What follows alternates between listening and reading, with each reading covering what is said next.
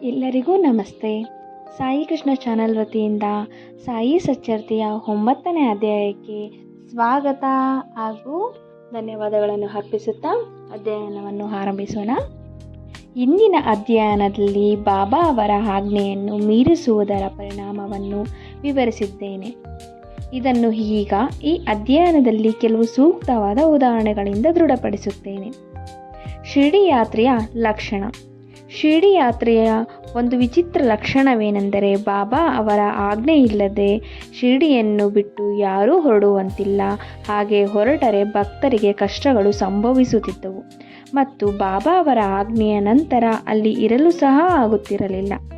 ಭಕ್ತರು ಶಿರ್ಡಿ ಬಿಟ್ಟು ಹೊರಡುವಾಗ ಬಾಬಾ ಅವರು ಅವರಿಗೆ ಉಪದೇಶ ನೀಡುತ್ತಿದ್ದರು.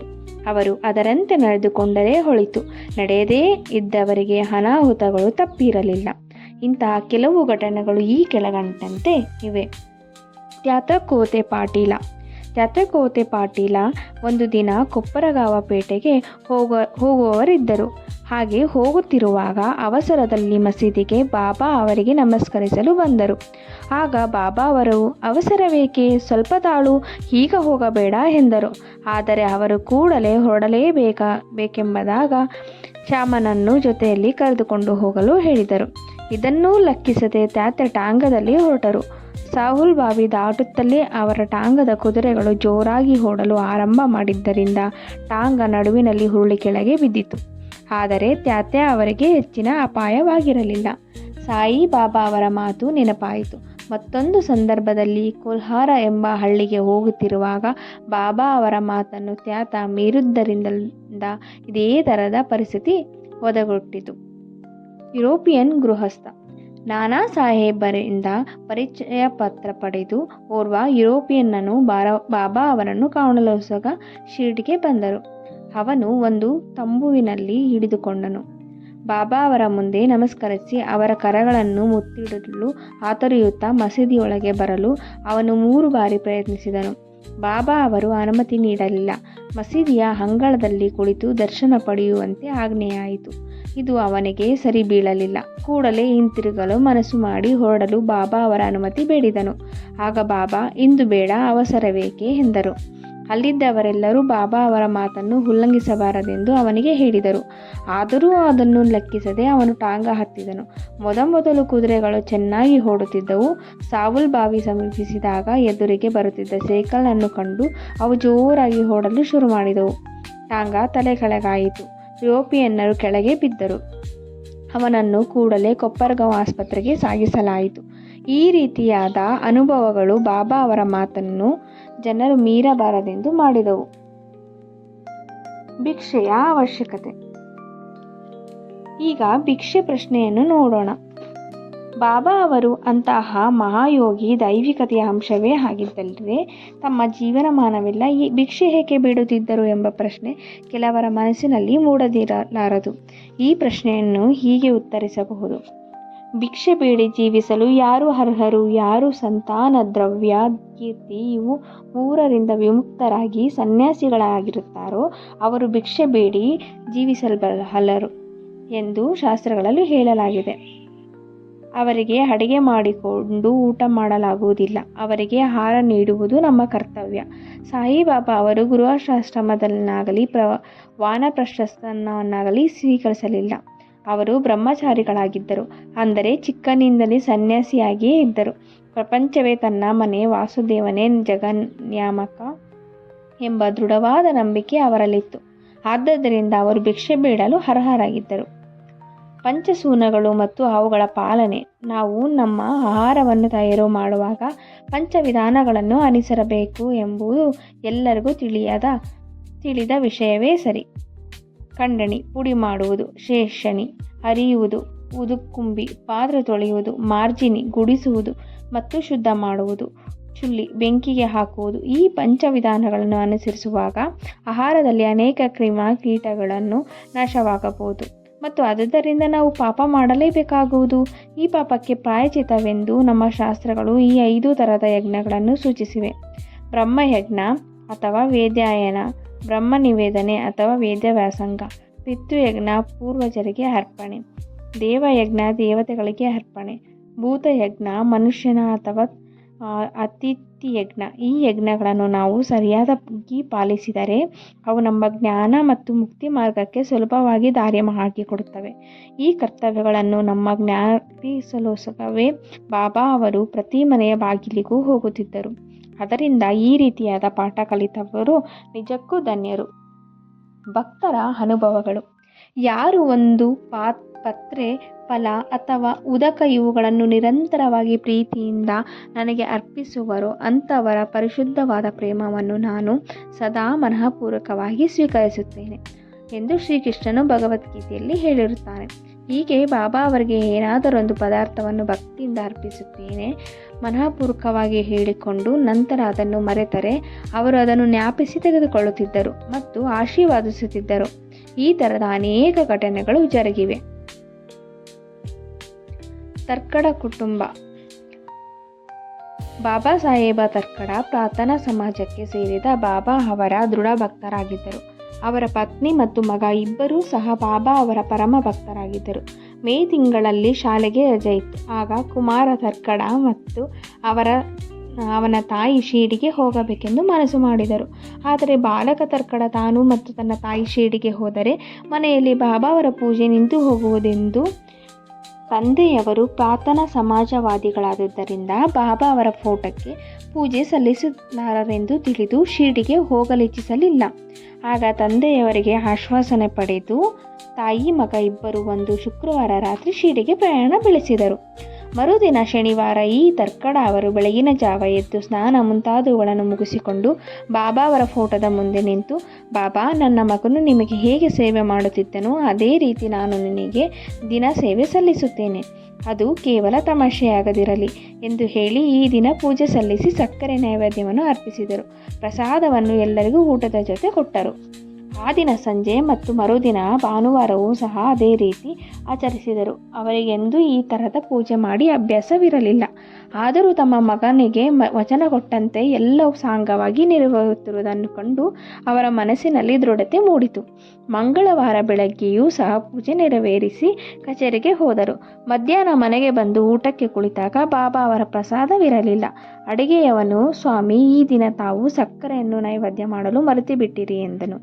ಕೂಡಲೇ ಬಾಬಾ ಅವರ ಫೋಟೋದ ಹತ್ತಿರ ಹೋಗಿ ನಮಸ್ಕರಿಸಿ ಕ್ಷಮೆಗೆ ಬೇಡಿದರು. ಆ ದಿನವೇ ತಮ್ಮ ಮಗನಿಗೆ ಬಾಬಾ ಅವರಿಂದ ತಮ್ಮ ಅಪರಾಧ ಕ್ಷಮೆ ಮಾಡಲು ಪತ್ರ ಬರೆದರು. ಅದೇ ಸಮಯ ಮಂಗಳವಾರ ಶಿರಡಿಯಲ್ಲಿ ಮಧ್ಯಾಹ್ನದ ಆರತಿ ಆರಂಭವಾಗುತ್ತಿತ್ತು. ಬಾಬಾ ಅವರು ಶ್ರೀಮತಿ ತರ್ಕಡೆ ಅವರನ್ನು ಕುರಿತು, ತಾಯಿ, ಈ ದಿನ ಏನಾದರೂ ತಿನ್ನಬೇಕೆನಿಸುತ್ತಿದೆ. ಬಾಂದ್ರಾದಲ್ಲಿ ನಿಮ್ಮ ಮನೆಗೆ ಹೋಗಿದ್ದೆ. ಮನೆಗೆ ಬೀಗ ಹಾಕಿತ್ತು. ಹೇಗೋ ಒಳಗೆ ಪ್ರವೇಶಿಸಿ ನೋಡಿದೆ. ತರ್ಕಡರವರು ನನಗೋಸ್ಕರ ಏನನ್ನೂ ಇಟ್ಟಿರಲಿಲ್ಲ. ಅತೃಪ್ತನಾಗಿ ಹಸುವಿನಿಂದ ಹಿಂತಿರುಗಿದೆನು ಎಂದರು. ಶ್ರೀಮತಿ ತರ್ಕಡ ಅವರಿಗೆ ಇದರ ಅರ್ಥವಾಗಲಿಲ್ಲ. ಅವರ ಮಗನಿಗೆ ಮಾತ್ರ ತಕ್ಷಣವೇ ಅದರ ಅರ್ಥವಾಯಿತು. ಕೂಡಲೇ ಅವನು ಬಾಂದ್ರಾದಲ್ಲಿ ಪೂಜೆ ಸರಿಯಾಗಿ ನೆರವೇರಿಲ್ಲವೆಂದು ಯೋಚಿಸಿ ಬಾಂದ್ರಾಕ್ಕೆ ಹೊರಡಲು ಬಾಬಾ ಅವರ ಅನುಮತಿ ಬೇಡಿದನು. ಬಾಬಾ ಅವರು ಅದನ್ನು ನಿರಾಕರಿಸಿ ಇಲ್ಲಿಯೇ ಪೂಜೆಯನ್ನು ನೆರವೇರಿಸು ಎಂದರು. ಆಗ ಅವನು ಈ ಬಗ್ಗೆ ಬಾಬಾ ಅವರ ಪೂಜೆಯನ್ನು ನೀವು ಸರಿಯಾಗಿ ನೆರವೇರಿಸುವುದಕ್ಕಾಗಿ ನನಗೆ ಬಹಳ ದುಃಖವಾಗಿದೆ ಎಂದು ತಂದೆಗೆ ಕಾಗದ ಬರೆದನು. ಮಾರನೇ ದಿನ ಈ ಪತ್ರಗಳು ಅವರವರ ಕೈ ಸೇರಿದವು. ಶ್ರೀಮತಿ ತರ್ಕಡ. ಈಗ ನಾವು ಶ್ರೀಮತಿ ತರ್ಕಡ ಅವರ ವಿಚಾರವನ್ನು ತೆಗೆದುಕೊಳ್ಳೋಣ. ಅವರು ಈ 3 ಆಹಾರ ಪದಾರ್ಥಗಳನ್ನು ಪ್ರತಿದಿನವೂ ಬಾಬಾ ಅವರಿಗೆ ಅರ್ಪಿಸುತ್ತಿದ್ದರು. ಅವು ಭರಿತ, ಕಾಚರಿ ಮತ್ತು ಪೇಡೆ. ಇವುಗಳನ್ನು ಬಾಬಾ ಅವರು ಹೇಗೆ ಸ್ವೀಕರಿಸುತ್ತಿದ್ದರೆಂಬುದನ್ನು ನೋಡೋಣ. ಒಂದು ಸಾರಿ ಬಾಬಾ ಅವರ ಪರಮ ಭಕ್ತರಾದ ಬಾಂದ್ರಾದ ಶ್ರೀ ರಘುಭಾಸ್ಕರ ಪುರಂದರೆಯವರು ಕುಟುಂಬ ಸಮೇತ ಶಿರಡಿಗೆ ಹೊರಟರು. ಶ್ರೀಮತಿ ತರ್ಕಡ ಅವರು 2 ಬದನೆಕಾಯಿಗಳನ್ನು ಕೊಟ್ಟು ಒಂದರಿಂದ ಭರಿತ ಮತ್ತೊಂದರಿಂದ ಕಾಚರಿ ಮಾಡಿ ಬಾಬಾ ಅವರಿಗೆ ಅರ್ಪಿಸಲು ಶ್ರೀಮತಿ ಪುರಂದರೆಯವರಿಗೆ ತಿಳಿಸಿದರು. ಪುರಂದರೆ ಶಿರಡಿ ತಲುಪಿದ ತಕ್ಷಣವೇ ಬಾಬಾ ಅವರಿಗೆ ತಾವು ತಂದ ವಸ್ತುಗಳನ್ನು ಅರ್ಪಿಸಲು ಹೋದಾಗ ಬಾಬಾ ಅವರು ಊಟಕ್ಕೆ ಕುಳಿತಿದ್ದರು. ಬಾಬಾ ಅವರ ಭರಿತ ಉಂಡು ಬಹಳ ಚೆನ್ನಾಗಿದೆ ಎಂದು ಹೇಳಿ ಎಲ್ಲರಿಗೂ ಹಂಚಿ ನಂತರ ಕಾಚರಿ ಕೇಳಿದರು. ಚೆನ್ನಾಗಿ ರಾಧಾಕೃಷ್ಣಮಾಯಿಯನ್ನು ಕರೆದು ಅವಳಿಗೆ ಕಾಚರಿ ತಯಾರು ಮಾಡಲು ತರಲು ಹೇಳಿದರು. ಆದರೆ ಆಗ ಬದನೆಕಾಯಿ ಮೋಸಂ ಇರಲಿಲ್ಲ. ಭರಿತ ಯಾರು ತಂದರೆಂದು ವಿಚಾರಿಸಿದ ಮೇಲೆ ಅದನ್ನು ಒದಗಿಸಿದ ಶ್ರೀಮತಿ ಪುರಂದರೆ ಅವರಿಗೆ ಬದನೆಕಾಯಿ ಒಪ್ಪಿಸುವ ಜವಾಬ್ದಾರಿ ಇದೆ ಎಂದು ಎಲ್ಲರೂ ಮನಗಂಡರು. 1915ನೇ ಡಿಸೆಂಬರ್ನಲ್ಲಿ ಶ್ರೀ ಗೋವಿಂದ ಬಲರಾಮ ಮಾನಕರವರು ತಮ್ಮ ತಂದೆಯವರ ಶ್ರಾದ್ದ ಮಾಡಲು ಶಿರಡಿಗೆ ಹೊರಡಬೇಕೆಂದಿದ್ದರು. ಅವರು ಶಿರಡಿಗೆ ಹೊರಡುವ ಮುನ್ನ ಶ್ರೀಮತಿ ತರ್ಕಡ ಅವರನ್ನು ಕಂಡರು. ಶ್ರೀಮತಿ ತರ್ಕಡ ಅವರು ಬಾಬಾ ಅವರಿಗೆ ಏನನ್ನಾದರೂ ತಿನ್ನಲು ಕಳಿಸಬೇಕೆಂದು ಯೋಚಿಸಿ ಮನೆ ತುಂಬ ಹುಡುಕಾಡಿದರು. ಪೇಡ ದೊರಕಿತು, ಇನ್ಯಾವುದೂ ಇರಲಿಲ್ಲ. ಆದರೆ ಅದಾಗೆ ನೈವೇದ್ಯವಾಗಿತ್ತು. ಅದನ್ನೇ ಬಾಬಾ ಅವರು ಪ್ರೀತಿಯಿಂದ ಸ್ವೀಕರಿಸುತ್ತಾರೆಂದು ಭಾವಿಸಿ ಮಾನಕರ ಅವರ ಕೈಯಲ್ಲಿ ಕೊಟ್ಟು ಕಳುಹಿಸಿದರು. ಶ್ರೀಯುತ ಮಾನಕರ ಅವರು ಶಿರಡಿ ತಲುಪಿದ ಬಾಬಾ ಅವರ ದರ್ಶನ ಮಾಡಲು ಮಸೀದಿಗೆ ಹೊರಟರು. ಆದರೆ ಪೇಡೆ ತೆಗೆದುಕೊಂಡು ಹೋಗುವುದನ್ನು ಮರೆತು ಬಿಟ್ಟರು. ಬಾಬಾ ಅವರು ತಾಳ್ಮೆಯಿಂದ ಕೆಲವು ಕಾಲ ಸುಮ್ಮನಿದ್ದರು. ಮಧ್ಯಾಹ್ನ ಮಸೀದಿಗೆ ಹೋದಾಗ ಮಾನಕರ ಪೇಡೆ ಕೊಡಲು ಮರೆತರು. ಬಾಬಾ ಅವರಿಗೆ ತಾಳ್ಮೆ ಮೀರಿತು. ಆಗ ಅವರು, ನನಗೆ ಏನನ್ನು ತಂದಿರುವೆ ಎಂದು ಮಾನಕರ ಅವರು ಕೇಳಿದರು. ಅವರು ಏನೂ ಇಲ್ಲವೆಂದು ಉತ್ತರಿಸಿದರು. ಬಾಬಾ ಮತ್ತೊಮ್ಮೆ ಕೇಳಿದರು. ಪುನಃ ಅದೇ ಉತ್ತರ. ಆಗ ಬಾಬಾ ಅವರು, ತಾಯಿಯು ನನಗೋಸ್ಕರ ನೀನು ಹೊರಟು ಬರುವಾಗ ತಿನಿಸುಗಳನ್ನು ಕೊಡಲು ಕೇಳಿ ನಿನ್ನ ಹತ್ತಿರ ಏನೂ ಕೊಡಲಿಲ್ಲವೇ ಎಂದು ಕೇಳಿದರು. ಆಗ ಅವರಿಗೆಲ್ಲವೂ ನೆನಪಾಯಿತು. ಕೂಡಲೇ ಬಾಬಾ ಅವರ ಕ್ಷಮೆ ಬೇಡಿ ತಾವು ತಂಗಿದ್ದ ಸ್ಥಳಕ್ಕೆ ಹೋಗಿ ತಂದಿದ್ದ ಪೇಡ ತೆಗೆದುಕೊಂಡು ಬಂದು ಅರ್ಪಿಸಿದರು. ಅದನ್ನು ಬಾಬಾ ಅವರು ಸಂತೋಷದಿಂದ ಸ್ವೀಕರಿಸಿದರು. ಈ ರೀತಿ ಶ್ರೀಮತಿ ತರ್ಕಡ ಅವರ ಭಕ್ತಿಯನ್ನು ಬಾಬಾ ಮೆಚ್ಚಿದರು. ನನ್ನನ್ನು ನಂಬಿದವರನ್ನು ನಾನು ಸದಾ ಆಶೀರ್ವದಿಸುತ್ತೇನೆ ಎಂಬ ಗೀತೆಯ ವಾಕ್ಯವನ್ನು ಈ ರೀತಿ ಇಲ್ಲಿ ನಿಜವಾಯಿತು. ಹೊಟ್ಟೆ ತುಂಬ ಊಟ. ಒಂದು ದಿನ ಶ್ರೀಮತಿ ತರ್ಕಡ ಅವರು ಶಿರಡಿಯಲ್ಲಿ ಒಬ್ಬರ ಮನೆಯಲ್ಲಿ ಊಟಕ್ಕೆ ಕುಳಿತಾಗ ಅಲ್ಲಿ ಒಂದು ಹಸಿದ ನಾಯಿ ಬಂದಿತ್ತು. ಶ್ರೀಮತಿಯವರು ಅದಕ್ಕೆ ಒಂದು ಚೂರು ರೊಟ್ಟಿ ಹಾಕಿದರು. ಅದು ಅದನ್ನು ಸಂತೋಷದಿಂದ ತಿಂದು ಹೊರಟು ಹೋಯಿತು. ಸಾಯಂಕಾಲ ಅವರು ಮಸೀದಿಗೆ ಹೋದಾಗ ಬಾಬಾ ಅವರು, ತಾಯಿ, ಈ ದಿನ ನೀನು ನನಗೆ ಹೊಟ್ಟೆ ತುಂಬ ಊಟ ಹಾಕಿರುವೆ. ನನ್ನ ಪ್ರಾಣಗಳು ತೃಪ್ತಿ ಪಡೆದವು. ಯಾವಾಗಲೂ ಇದೇ ರೀತಿ ವರ್ತಿಸು, ನಿನಗೆ ಒಳ್ಳೆಯದಾಗುತ್ತದೆ. ಮಸೀದಿಯಲ್ಲಿ ಕುಳಿತು ನಾನು ಯಾವಾಗಲೂ ಸತ್ಯವನ್ನೇ ನುಡಿಯುವೆನು. ಈ ರೀತಿ ಯಾವಾಗಲೂ ನನ್ನ ಮೇಲೆ ದಯೆ ಇಡು. ಮೊದಲು ಹಸಿದವರಿಗೆ ಆಹಾರ ನೀಡಿ ನಂತರ ನೀನು ಊಟ ಮಾಡು ಎಂದರು.